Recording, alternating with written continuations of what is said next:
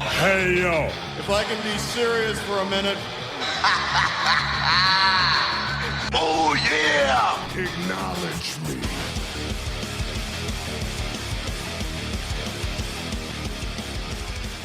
What's going on, everybody? How's it going? Welcome. Come on in. Sit down. It's time to deep dive into another territory treasure. I am DB, the Dirty Bird. Welcome to another episode of DB's Territory Treasures. Thank you for joining us right now and listening on Apple Podcasts, Spotify, all those podcast platforms out there. I really appreciate you tuning in. I want to thank you, everybody that checks out the Sit Down Marks podcast each and every week. Make sure you go check out the Sit Down Marks podcast on all those podcast platforms out there. So like I said, man, thanks for listening, man. This is my side project on the Sit Down Marks podcast network. So it's time to deep dive into another territory treasure. Ladies and gentlemen, this time I present to you Barry Windham, man. So what do we know about Barry Windham, right? Or what do we love about him, man? Tell you what I love about him. So the territory was NWA mid-1980s, my favorite era of wrestling because it's the one, you know, that I grew up on. Let me tell you, man, Barry Windham, just, you know, the look to me that defined kind of white meat baby face. He had that Tommy Wildfire Rich look, that Ricky Morton look, you know, just, you know, total white meat baby face, you know, and defined really what that was, you know, back in that era. You know, he right along with the Sam Houstons, you know, of the world in the 80s, like, you know, he was that blonde, you know, that everybody just really got on board with, right? Like it was easy to like Barry. Barry was great, you know what I mean? It was easy to watch him. He was just so smooth. What a great wrestler, right? You know, so what we know about Barry and what do we remember? You know, well, to me, the blonde hair definitely synonymous with Barry Windham. He had the big knee pads. You know, a lot of people later on remember him as the Widowmaker. You know, in the WWF, that was his moniker there. Kind of the same thing as he did in, you know, NWA, WCW, whatever. You know, he's just had the Widowmaker, you know, moniker there. So the black vest, though, right? You know what I'm saying? The black vest, very customary for this era. You know, if you had any kind of affiliation as a wrestler with a cowboy or being an outlaw or, you know, something like that in the 80s, you wore a black vest to the ring. You know what I mean? And, you know, vests were just popular. You know, it was kind of like the wrestler's attire, you know, it's like what they wore, you know, to the ring. You know, maybe more than anything else, man, Barry put butts in seats, man. He was a heartthrob, right? So, you know, guys like, you know, love the way he works, you know, solid, you know, and then, you know, the ladies love seeing him and screaming for him. And, you know, you ever watch a Barry Windham match back in the 80s, man, there's like constant ladies, you know, screaming in the background. You imagine like a Ric Flair, you know, Barry Windham feud. You know, imagine how many screaming ladies there was during that time. You know, old ladies and their, you know, purses, you know, and all that stuff, you know. So, you know, big time, you know, guy that sold tickets back then. You know, I always remember too, like Barry kind of wearing these like either red or black trunks. You know, he probably wore different colors too, but you know, those are ones that were kind of synonymous to me. You know, and he always wore these kind of like cowboy boots, you know, that were popular during that era. Once again, if you had a black vest on, you probably had the boots on too, you know, you know, like the ones that Dusty wore, you know what I mean? So, you know, those were, you know, very popular during that time. You know, there's a lot of little cowboy gimmicks, especially in the NWA, you know, there's a lot of cowboys, roughnecks, you know, and, you know, cowbells and bull ropes, you know, and that kind of stuff. So, I mean, he somewhat had like a cowboy look. You know, he didn't really wear a cowboy hat, you know, but, you know, the handkerchief around his neck, you know, was usually red. That was, you know, kind of another thing that he did, you know, kind of came to the ring with the handkerchief around his, you know, neck, almost kind of symbolized that you were a baby face, you know, and the heels wore the black ones to the ring sometimes. But probably to me, man, the most synonymous thing about Barry was the lariat, you know, the clothesline, you know, the bulldog. He did like a awesome, you know, version of the bulldog, running bulldog. You know, his moves is where the term smooth like Windham, came in, as it's a popular phrase. He had a beautiful arm drag, you know what I mean? Like, just smooth like Windham, in the ring. And so it was coined because he just, looked like a natural, right? That way, just like I said, just, awesome look to him, awesome frame, just dude had it all, he was 6'6" too, probably, around 280 pounds. And I always thought that, he came from the coolest name of a town when I was little. I was like, man, I bet Sweetwater, Texas is a cool town just because it sounds cool. Like, I'd like to be able to say, I live in Sweetwater, Sweetwater, Texas, is where he was built from. But I always kind of loved the name of that town, just the weird things you remember, as a kid, and what you always remember, I remember, Gordon Soley saying from Sweetwater, Texas, or Bob Cottle, Tony Schiavone, all this kind of stuff. So, bull rope matches, I remember him having a lot of, or just rope matches, with the bell seems like a lot, or maybe he was feuding with, guys like Black Bart, that, kind of always ended up in a bull rope match because that was like kind of their specialty or or something like that. So, but, he kind of seemed to be an expert a little bit at these kind of matches, I mean, I remember a certain time where like I really wanted to be Barry Windham, like I'm like, yeah, man, that dude, he's cool, he's a great wrestler. He's got all the ladies screaming for him. He ended up in the, Four Horsemen. So that elevated him like even more, to me.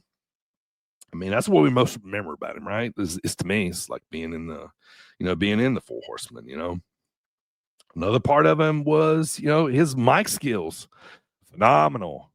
He had great mic skills, you know what I mean? And, he could just talk, he could talk, get in there with some of the best of them, put butt in seats, that kind of stuff. So let's do a promo here from him when he was the Widowmaker in '89. Many wrestlers in the World Wrestling Federation are coming to the grim realization that the Widowmaker holds their fate in his hands. I'm like the card dealer with the marked cards. I'm the man with the loaded dice.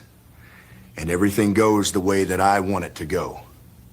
Too many wrestlers are going home with blemished records now because the Widowmaker does things as he pleases. Keep in mind, I have a few goals, and I am the guy that can complete them. Because every time I step in the ring, I come that much closer to the goals that I have in mind. And the Widowmaker always gets what he wants. Nice. Yeah. I mean, that's pretty good. You know what I mean? Right there, whether it was, written for him or not, you know what I mean? So WWF, it probably was, at the time, but, maybe during that time they let him, be a little more on his own, but, good nonetheless. So his real name, Barry Clinton Windham, just like Bill, and for his middle name, he's trained by Harley Race. But most notably, his dad. His dad was Blackjack Mulligan. I remember Blackjack Mulligan big time. Growing up as a kid, a guy with a mean streak, cowboy gimmick, big black mustache, vest, black, boots, and yeah. So just a kick-ass motherfucker, you know what I mean? Like he just, he whooped ass, and that really wasn't a gimmick. I'm excited because I actually just bought a book about Blackjack Mulligan not too long ago. So I had to jump in there and read that, man. So kind of excited for that, man. It's kind of guy don't really get talked about too much, so. But here's the cool thing too about Barry. How cool is this, man? Dude was born on the 4th of July. Like, how much cooler does it get than that? American, you know what I mean? With white meat baby face as much as he looked, and then born on the 4th of July too. Wild, man. His family bloodline runs deep. He had a brother, Kendall, who wrestled, Kendall Windham. His sister married Mike Rotunda, so he ended up being the uncle to Bray Wyatt and Bo Dallas. Hell of a wrestling family, man. Just born into it, born with it. And married and it carried on, so so many guys and girls, you know, that I've talked about, you know, I've heard, you know, kind of put Barry on their list, you know, because of his talent and his hard work and stuff that he, you know, was just kind of look effortless for him. He debuted in 79, which is kind of funny because he debuted against J.J. Dillon, who would end up being his manager in the Four Horsemen. So that was pretty cool. 1979, I was 4, in case you care. You know, to me, man, like Barry personified, like what NWA was, you know, I always put him in that talk with, like, when I think NWA, I remember obviously Rick, but I always remember Magnum TA, Barry, Steamboat, Flair, you know, Tully. Those are, you know, the guys that I remember, you know, and, you know, Barry did well in Florida with Gordon Soley before he ended up moving up to NWA. But, you know, probably his matches with Ric Flair, probably in like 86, 87-ish, around in there, late 80s. Probably my favorites, you know, I think my favorite feud probably, you know, with him. You know, they just gelled, man, you know, like Rick and Steamboat did. But, you know, no surprise, Rick gelled with a lot of people. You know, his probably his biggest move was probably his biggest heel turn was probably like in 88, you know. He had been a big face for, you know, such a long time. He did end up winning the NWA World Championship in 1993. I was 18 years old. I remember this. I was excited for this. You know, I was probably listening to grunge music, you know, watching Barry clothesline people, you know, good times. Take me back. But the titles that I remember most with Barry, he's probably most of all synonymous with the U.S. title. You know, probably the title I think was just kind of like meant for him. It looked good on him, like, you know, the NWA title. Loved their U.S. title back then. Like, I always think of guys like, you know, Magnum, Nikita Koloff, you know, holding that, Barry, Lex, you know what I mean? So I love that, you know, that title too. But, you know, it's just kind of funny too. You know, he's a baby face, you know, U.S. title, synonymous dudes, born on the 4th of July. You know, he was in a few tag teams, man, with his brother Kendall, you know, and of course, like I said, you know, he was a U.S. tag champ with Ronnie Garvin, Hands of Stone too. But if you listen to my second episode of Kurt Hennig, I talked about a little group in WCW called the West Texas Rednecks, where they talked about rap being crap and singing rap is crap. Well, Barry was a part of the West Texas Rednecks, so he was in there with them too. And also, you know, in a tag team with Lex Luger, not to be confused with the Skyscrapers. They were the Twin Towers. You know, also too, Halloween Havoc 1990. You remember he had like a little spot where I think he wore Stain's outfit to the ring, you know, something like that. So Sid could like beat him up before Stain came out. You know, it's kind of like a weird, you know, funny spot. But definitely my favorite though is his run as a Horseman, you know, with Flair, Tully, and Arn, you know, when they had all the belts at that time. I have that poster up in my garage right now of those 4 with J.J. Dillon. It was just a big, you know, deal to me, you know, when he changed and went over to the Four Horsemen. I think it was somewhere around that time when I started liking the heels, man, you know. So, you know, that's basically it. And then after that, man, you know, he takes off the WWF, WWE, had a little stalker gimmick going on for a little while, quickly fizzled. He was actually on the first WrestleMania cards. That was pretty cool. Ended up being a 2-time WWF tag champ with the US Express and his brother-in-law Mike Rotunda, so that's pretty sweet, you know, win some belts with the family. Yeah, but the Widowmaker, probably his biggest singles run, I would say, in WWF. Now Barry is a 2-time WWE Hall of Famer, 2012 with the Horsemen, of course. And then he was recently 2024 with the U.S. Express last year. So he's now a 2-time, you know, that one's a little puzzling, but hey, Barry deserves, I guess, you know, right? But honestly, man, like I miss watching Barry wrestle, man. That's why a lot of times I like going back and watching the old stuff because, you know, just a huge part of my wrestling childhood. And like I said, I still have a poster of him in the Horsemen in our garage, you know, to this day. You know, Barry's 64 now, you know, so he, you know, deserved his name to be talked about a little more as, you know, one of the greats, you know, and that kind of stuff. So a lot of Barry is is in a lot of people's work that you may not see. I feel like he's probably one of those guys that gets studied a lot, probably. So, but I'm gonna get you out of here on this, guys. Of course, I like to end this with connections. Well, today I got 2 connections for you. So let me tell you, and you got to go Google this just to give it a look. So one of my favorite belts ever is a belt that Barry won while he was in the NWA, and it was called the Western States Heritage Championship.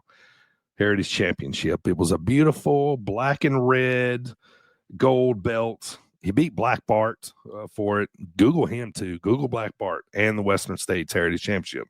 Take a look. And it's always funny to me the NWA had like a Western States belt, like, it was like a little cutout of the Western States on the center of it. I don't even know they even toured, that area at the time. But man, for whatever reason, I love this belt. It's funny to me they even have that at the moment. It's like a joke, you know what I mean? But if I ever run up on a Western States Championship, man, if it's, I would probably buy it. I only own one other belt, and it's my favorite one of all time. It's the NWA TV title. It's the only other one I have. But this one I would buy. But yeah, why would they have a Western States title? I don't know, man. But man, I love this belt. Definitely in my top 5 favorites. It's simple, but it just looks like my childhood, what I remember, So yeah, go Google that one. So, but my final connection, and I hope this makes you laugh a little bit here on the way out. So we all need a little laugh in these crazy times, huh? So,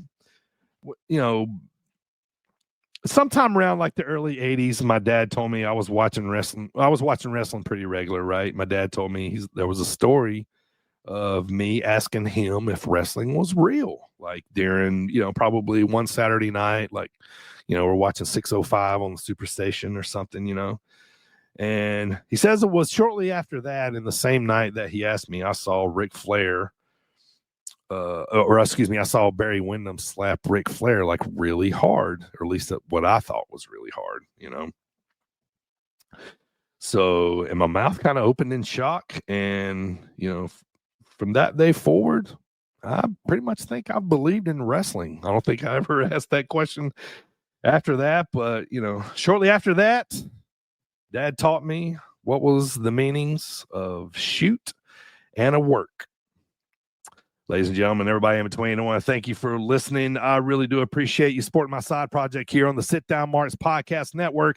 Make sure you check out the flagship Sit Down Marks Podcast, releasing the episodes just a couple every month. So make sure you check that out. Also, make sure you check out my buddy Primo's side project. It's called Cheap Pops with Primo, dropping just about each month too. So, ladies and gentlemen, thank you so much for tuning in. I am DB, the Dirty Bird. I'll talk to you next time when we dive into another Territory Treasure.